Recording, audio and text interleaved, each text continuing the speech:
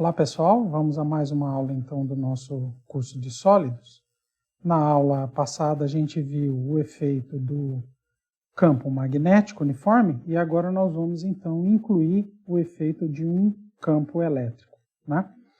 Então, se a gente usa a ideia anterior de incluir um campo elétrico, a gente pode mostrar que a equação para a trajetória para a componente perpendicular, então, ao campo, né? A trajetória no espaço real, ela pode ser modificada alterando um termo do tipo WT, que vem do produto vetorial do campo elétrico com o campo magnético. E aqui, se a gente olhar, são os vetores... são os versores, né, na direção do campo elétrico aplicado e do campo magnético aplicado. Isso vem da própria dedução que a gente fez para a trajetória no plano perpendicular, né? De forma que isso aqui é um vetor que é perpendicular tanto ao campo elétrico quanto ao campo magnético, e o módulo é CE sobre H, então aparece esse termo adicional aqui em função do tempo. Então, um movimento no espaço real, perpendicular ao campo magnético, ele pode ser encarado como a superposição do efeito do campo magnético, que gera uma projeção da trajetória no espaço K no espaço real, adicionado de um termo WT, que é como se fosse o W aqui tem dimensão de velocidade, né? E é como se fosse uma velocidade de arraste, também chamada de drift, né? Constante. Tá? Qual é a órbita no espaço K? Como é que fica a órbita no espaço K? Se a gente pega o caso do E perpendicular ao campo magnético, que é o caso do efeito Hall, né? Lembra, a ideia é que a gente ir construindo o efeito do campo elétrico magnético até a gente chegar, então, na propriedade do efeito Hall. A gente pode mostrar que a equação de movimento, que era essa aqui, pode ser substituída por uma outra equação, lembrando que o gradiente, 1 sobre h cortado, o gradiente em K da energia, a velocidade. Se a gente faz essa substituição aqui, a gente pode juntar as duas expressões, redefinindo a energia da banda N como sendo esse N barra, né, que seria como se fosse uma energia efetiva sobre a ação do campo elétrico, como sendo a banda de energia anterior menos um H cortado K escalar ômega. Tá? Essa equação aqui, ela descreve o movimento de um elétron, teria, se só... essa equação aqui de cima, ela descreve um movimento que um elétron teria, né? Tá errado aqui, né? Se só houvesse o campo H e a estrutura de bandas fosse E barra, né? Então, tudo que a gente fez para o caso anterior, de um campo H constante, a gente pode transcrever para cá, considerando agora que a energia é o E barra N e não o EN, né? Ou seja, as órbitas do espaço K são formadas pela intersecção agora das superfícies de energia constante E barra N, não mais EN. Então a gente teria que recalcular para cada K, né? E lembrando que o W aqui, que é a velocidade de arraste, depende da intensidade do campo elétrico, intensidade do campo magnético, mas a gente recalcula a energia da banda, como é que é a dependência da energia da banda no espaço K, então vê a intersecção das superfícies de energia constante com planos perpendiculares ao H, e a gente teria então essas trajetórias. Muito bem, então nós estamos em condição agora de fazer o efeito Hall, tá? E nós vamos pegar o caso do efeito Hall, em que é o caso que o campo magnético é forte, né? E vamos analisar o efeito da magnetorresistência, tá? Então, se a gente ainda mantém os campos elétricos e magnéticos uniformes e perpendiculares, mas agora eu vou crescer a intensidade H de forma que eu ainda posso estar no limite em que eu posso aplicar a teoria semiclássica, mas o H agora é bastante grande. Se o H é grande, por exemplo, se eu pego um H da ordem de 10 a quarta Gauss e eu calcular, por exemplo, quanto que é a contribuição que viria para a nova estrutura de bandas, né? A correção da estrutura de banda para os campos típicos, os campos elétricos típicos, eu vou ver que isso aqui é alguma coisa da ordem de 10 a menos 6 Rydberg, porque depende do inverso do H. E a energia típica de bandas de energia num sólido é da ordem de 0,1 a 0,5. Então isso aqui é 4 ordens de grandeza menor, então nessa situação o E/N é aproximadamente, a gente pode usar a própria EN, como a própria função, né, da banda de energia N em função de K, como uma boa aproximação nesse caso. Bom, então nós vamos ter 2 casos, dependendo de como é a estrutura da banda, ou E/N, ou no caso EN, no limite então de campos altos. Todos os estados ocupados ou todos os desocupados estão em órbitas no espaço K, que são curvas fechadas, né? Então, a estrutura de bandas é de tal forma que os meus estados ocupados, se eu estou falando de elétrons, ou estados desocupados, se eu estou tratando de buracos, eles só vão produzir órbitas fechadas. Ou o caso em que alguns dos estados ocupados e desocupados podem produzir órbitas abertas no espaço K. Então vamos começar com o primeiro caso. Todos os estados ocupados estão em órbitas fechadas. O significado de campo magnético forte é que o elétron segue na trajetória fechada no espaço K por muito tempo antes de sofrer uma colisão, né? Então, lembrando que a dinâmica no espaço K depende da intensidade do campo, né? Então, a frequência, né? Então, antes dele sofrer uma colisão por conta daquelas imperfeições da rede, o elétron vai ter múltiplas voltas, digamos assim, no espaço K. No modelo do elétron livre, né, isso aqui seria o limite ωc tal, né? ωc é a frequência de ciclotron, né? O ωc tal muito maior do que 1, lembrando que o tal é o tempo entre colisões. Para que isso ocorra na situação real, temos que ter cristais de altíssima pureza, com baixo número de defeitos e em baixas temperaturas, né? Então aqui vem uma coisa interessante que já é uma primeira dependência de um primeiro efeito que a gente não via no modelo do elétron livre. Por exemplo, eu tenho que ter cristais de alta pureza para isso aqui acontecer. Significa que eu tenho que ter poucos centros espalhadores, poucas flutuações, né, da ordem idealizada, né, da ordem periódica perfeita, ou eu tenho que ter o cristal em muito baixa temperatura, de forma que as duas fontes, né, das imperfeições que podem gerar centros espalhadores sejam pouco importantes. Vamos supor, então, que essa condição é satisfeita. Então, que a gente tem esse caso. E que o período de revolução da órbita fechada no espaço K é muito maior do que tal, né? Aliás, muito menor do que tal, né? Significa que entre uma colisão e outra, o elétron tem vai descrever várias órbitas. Então, o período da órbita no espaço K é muito menor do que tal, né? O tal é o tempo de relaxação, o tempo médio entre colisões. A contribuição de que uma determinada banda produziria para a densidade corrente em T igual a 0 seria, então, a corrente é aquilo lá, menos N é V de K em 0. Né?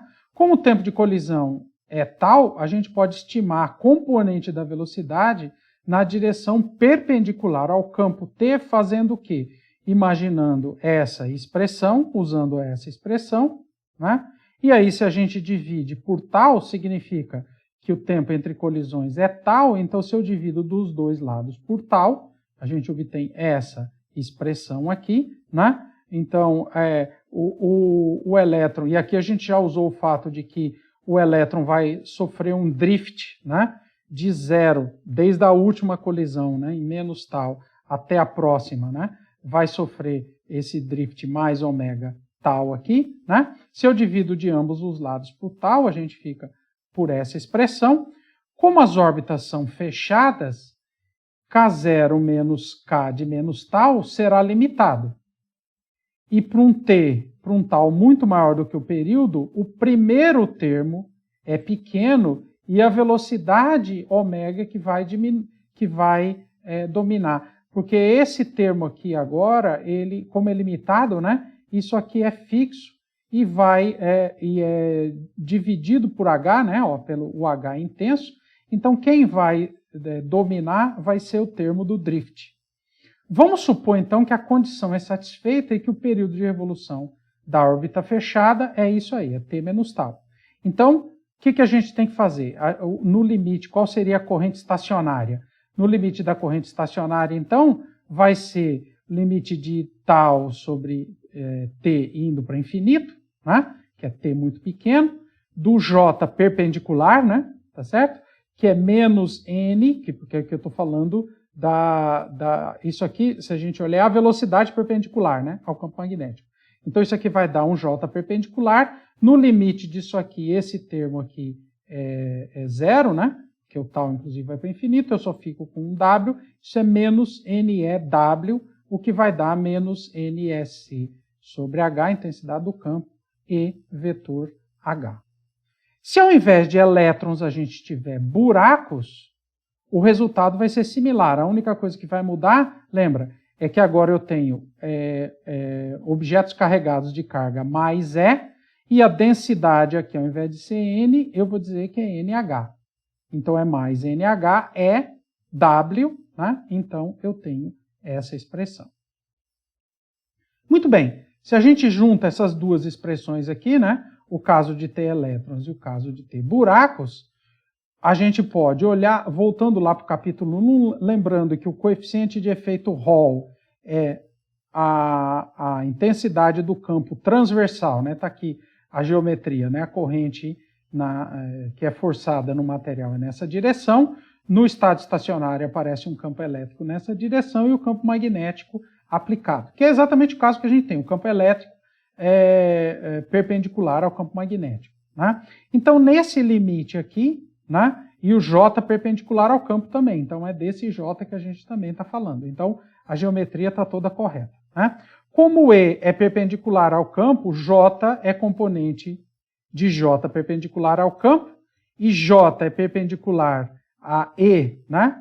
Vetor H, ó, tá vendo?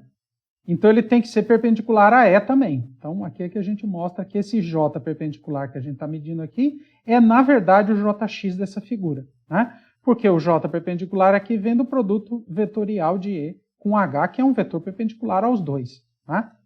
Então, beleza. Então, supondo que a corrente total seja gerada pelos portadores em apenas uma das bandas de energia, a gente pode identificar os coeficientes de efeito Hall para os dois casos. Então, se eu olho aqui para essa expressão, né, esse J aqui, né, se eu faço a divisão aqui, né, o campo divido o H por lá, né, isso aqui vai ser exatamente o EY, né, E perpendicular ao H, e ao J é exatamente o nosso EY dividido por JXH, o que eu faço aqui?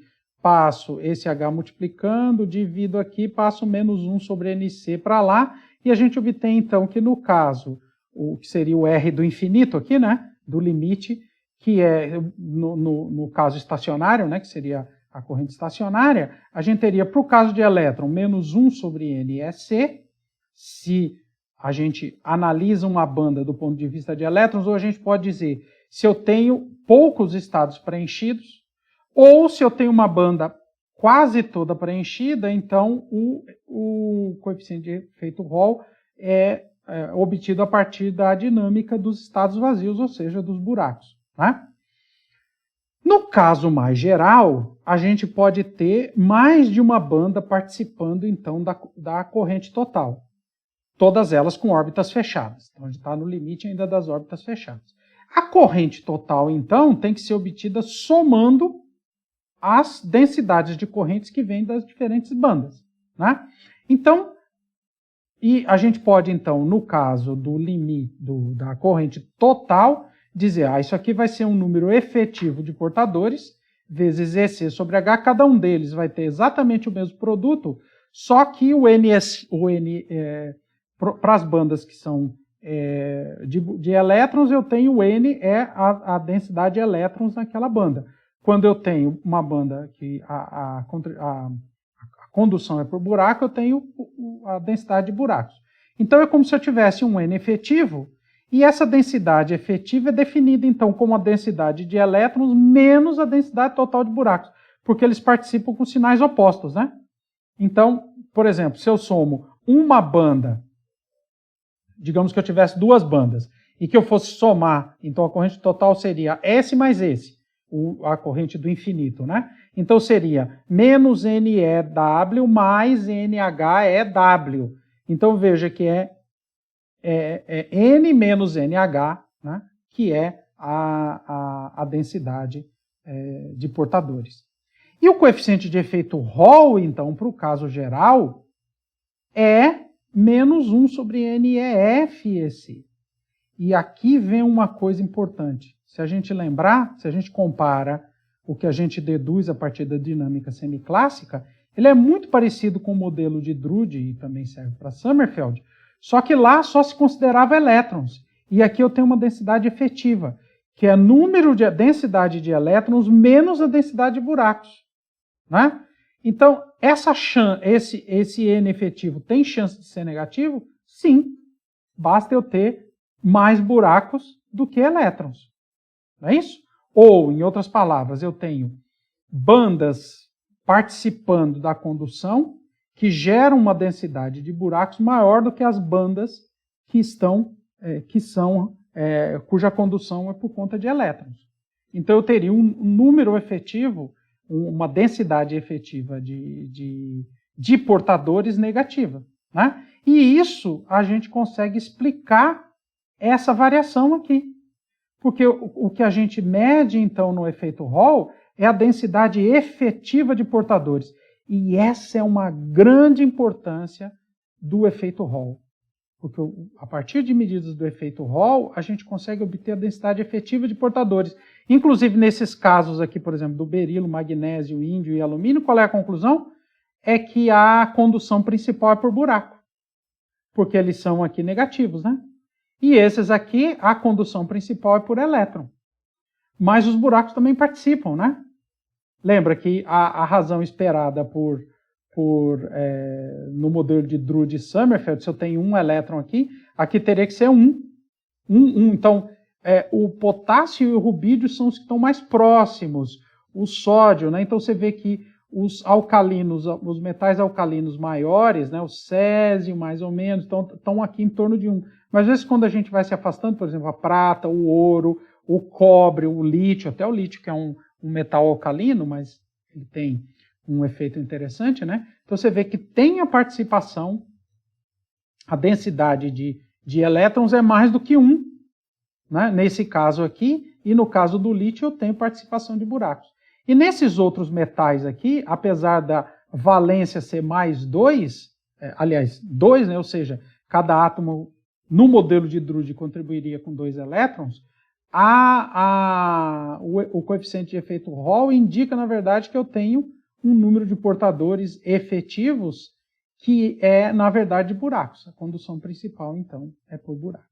Então, esse resultado da dinâmica semiclássica é interessante porque permite a gente, então, corrigir aquele problema que a gente tinha lá no modelo de Drude. Né? Segundo caso, quando eu tenho órbitas de alguns estados que são abertas. Né? A primeira mudança importante é que agora não tem mais a condição de que no espaço K elas vão ser limitadas. Então, se eu tenho órbitas abertas, significa que o elétron pode ter um K qualquer. Né? Os elétrons podem se mover ao longo de certas direções, então, dentro do cristal. Então, lembrando que a órbita no espaço K, se ela é aberta, a órbita no espaço real é girada, né, mas também vai ser aberta, então significa que os elétrons andam em algumas direções. O campo magnético não obriga mais os elétrons a se moverem em órbitas fechadas. Muito bem, então vamos imaginar que existe uma órbita aberta ao longo de uma certa direção n. Então, n chapéu aqui é um vetor unitário em que indica a direção de uma determinada órbita aberta para o elétron. Haverá, então, uma contribuição da corrente nessa direção e que não zera no limite de altos campos. e que deve ser proporcional ao campo elétrico nessa direção. Tá? Então, nós podemos escrever que a corrente vai ser esse primeiro termo aqui que indica exatamente essa condição, né, que tem que ter uma componente na direção N, que deve ser proporcional ao campo elétrico na direção N. Então, quando N escalar eu estou projetando, estou medindo qual é a intensidade do campo elétrico na direção de N. Sigma 0 seria o coeficiente a constante, né, que nesse caso aqui faz o papel de uma condutância, né, tá certo? Porque a densidade de corrente é proporcional com o campo elétrico. Então, o sigma 0 aqui seria uma condutância e o sigma 1 escalar mede todas as outras componentes. Né? Qual é a propriedade geral que a gente espera para essas duas constantes? O sigma 0 deve ser uma constante quando o H vai para infinito, porque é aquilo que a gente disse aqui em cima. É uma contribuição da corrente que, na verdade, independe do campo magnético. O campo magnético pode crescer e essa órbita aberta vai sempre produzir uma certa corrente. E o resto, que seria, então, fora dessa direção, à medida que o H aumenta, eu devo reduzir, então, porque esse seria aquela parte em que limita a órbita, né, do elétron. Né? Então, seria alguma coisa desse tipo aqui assim, né? Então, uma seção de energia constante num plano perpendicular ao campo magnético, mostrando órbitas ocupadas, órbitas abertas e fechadas, né? Então, essas aqui seriam órbitas abertas, essas aqui seriam órbitas fechadas. E na figura B, quando o campo elétrico está aplicado, o que acontece é que a gente vai ter é como se tivesse um deslocamento, né, de elétrons para o lado de cá na direção contrária ao campo elétrico, porque o elétron é negativo. Tá? Beleza. Então, vamos considerar o exemplo representado aqui por essa figura. Então, um pedaço de metal, que seria um arranjo típico de efeito Hall. Né? Então, eu tenho o campo magnético está saindo aqui da folha, né? Está aqui na direção Z, aqui a direção do campo elétrico, da corrente elétrica aplicada. Esse aqui seria a direção X, que a gente chamou, aqui a direção perpendicular, que é o campo elétrico que é gerado, né? E isso aqui produz, então, um campo elétrico num determinado instante dado por esse vetor, e vamos imaginar que essa direção da órbita aberta é essa aqui, dado por essa figura N. Né? A corrente aplicada ela não é paralela a N, mas depende da geometria da amostra. Tá? Porque assim, depende de como eu cortei esse pedaço dessa amostra aqui. Né? Porque a órbita aberta ela depende, na verdade, da estrutura de bandas do material, de como que a estrutura de bandas é em relação à direção que eu escolhi aplicar o campo magnético. Né? Lembra que eu vou ter órbitas no espaço K que são perpendiculares ao campo magnético, intersecção da energia constante. Né? Se a superfície de energia constante é aberta, eu posso ter órbitas abertas. O efeito do campo magnético sobre a corrente inicial é de defletir os portadores de carga, criando o campo transversal. Né? Então, o campo magnético aqui vai produzir uma força nessa direção, tentando então defletir os portadores na direção Y aqui, gerando esse campo transversal. A forma geral, então, para esse campo elétrico é isso aqui que a gente escreveu, né? Uma certa componente vai ter, se eu decomponho agora em relação a N, não em relação a X e Y, mas em relação à órbita aberta, eu vou ter uma componente na direção de N e uma componente numa direção que seja perpendicular a N, né? E N' aqui a gente vai definir como sendo o produto vetorial do versor N com H, porque ele tem que estar no plano aqui, desse plano perpendicular a H, né? Porque o campo elétrico é gerado nessa direção, e perpendicular a N também. Então eu estou decompondo o campo elétrico numa direção que seja a direção da órbita aberta e uma direção perpendicular à órbita aberta. Né? Muito bem. O termo E1, esse termo aqui que vai a 0 quando o H é muito grande, né?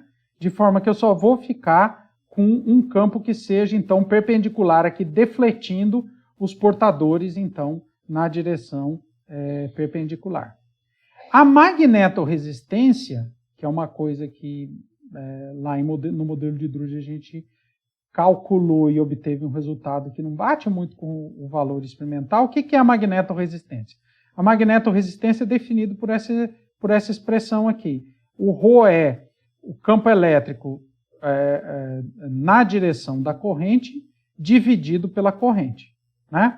Que no limite de altos campos vai ficar como, se a gente lembrar que esse termo aqui vai a 0, então só vai sobrar esse aqui. No limite, então, de altos campos, nós vamos ter o E0 vezes N' escalar J dividido pela intensidade da corrente.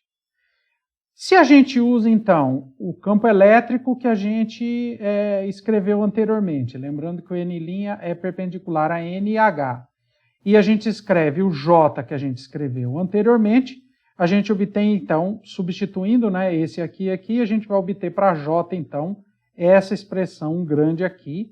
Se a gente rearruma esses termos, a gente obtém, então, J em função do N1, do E1 e do E0, que seriam as duas componentes na direção da órbita aberta e na direção perpendicular à órbita aberta, né? Então, se eu agora faço o produto escalar de N' escalar J, então, produto escalar aqui, o que vai sobrar? Vai sobrar só esse termo aqui, né? Porque esse termo aqui é perpendicular a N', né? Por que eu estou fazendo isso?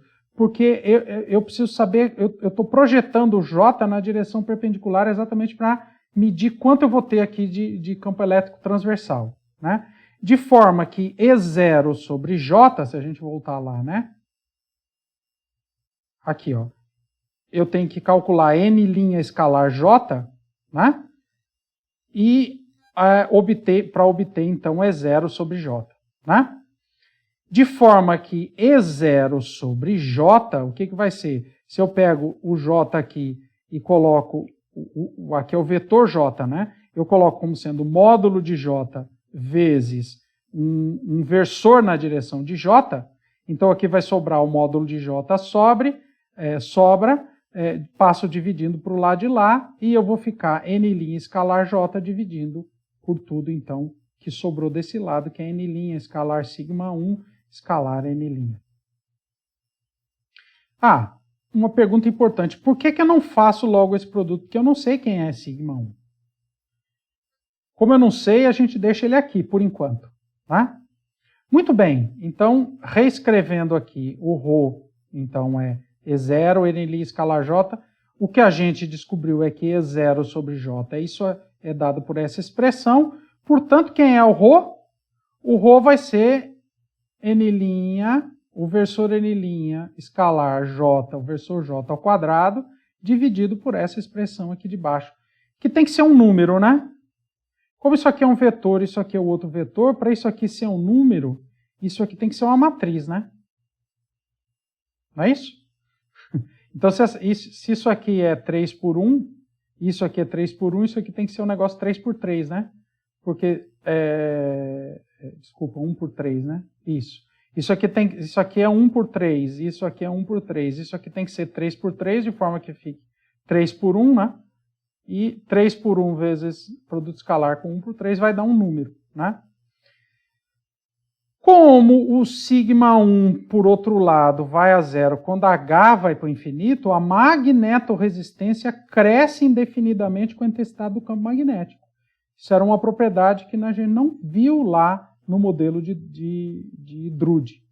E é proporcional ao quadrado. Veja, isso aqui, o que está dizendo isso aqui? É o produto escalar de dois versores, né? O produto escalar de dois vetores é módulo de um, módulo do outro, cosseno ou seno, né? Depende do ângulo entre eles, né? Então, isso significa que o ρ, né, vai crescer proporcionalmente ao seno ou cosseno do ângulo entre os dois, entre o N' e o J, né? que é o ângulo entre a direção da corrente e a direção no espaço direto das órbitas abertas. Né? No modelo de Drude, se a gente traz de lá o resultado, né? No equilíbrio σ0 EJ, o modelo de Drude PV, que não existe dependência da condutividade com o campo magnético aplicado, como observado por Hall. Adicionalmente, a condutividade é a mesma obtida na ausência do campo. Novamente, medidas precisas indicam que não isso é verdade, não existiria magnetorresistência. Né?